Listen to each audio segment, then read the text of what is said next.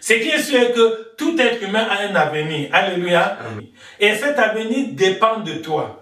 Voilà encore un autre point très important. Ton futur dépend de toi. C'est-à-dire le temps qui va venir, demain, après-demain, le mois prochain, l'année prochaine, les années prochaines. C'est ça qu'on appelle ton avenir. C'est-à-dire le temps qui te reste à vivre sur la planète Terre.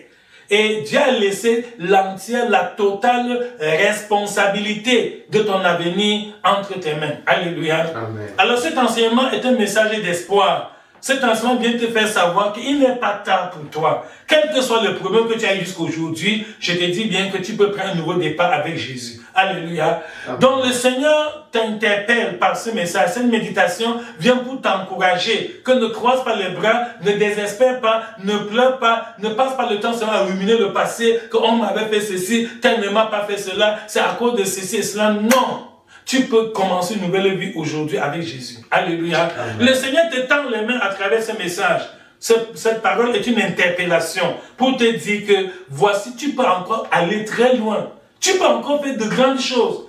Ne te laisse pas intimider par tes camarades, tes amis qui disent que tu es déjà trop vieux, ton temps est fini, tu es fini, tu ne peux plus rien. À quelle heure, à quel âge tu te réveilles? Non!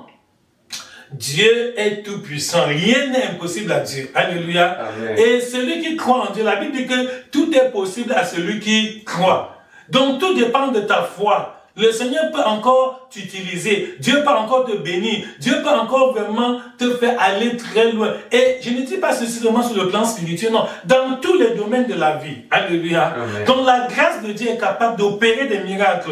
Nous croyons à un Dieu de miracles. Un Dieu qui fait des choses que d'après la logique humaine, d'après la science humaine, cela n'est pas possible. Donc, premièrement, je voudrais évacuer d'abord ce premier écueil. Sache que tu es responsable de ta vie. Tu es responsable de ton avenir. Cesse d'accuser les gens, cesse d'accuser tes parents, cesse d'accuser tes professeurs ou tes enseignants à l'école, cesse d'accuser le système de la société, le gouvernement. Ça ne t'aidera pas. Tout le temps que tu passes à faire des récriminations contre les dirigeants politiques, tout le temps à faire vraiment tu te plains que mes parents m'ont fait, n'ont pas fait, etc.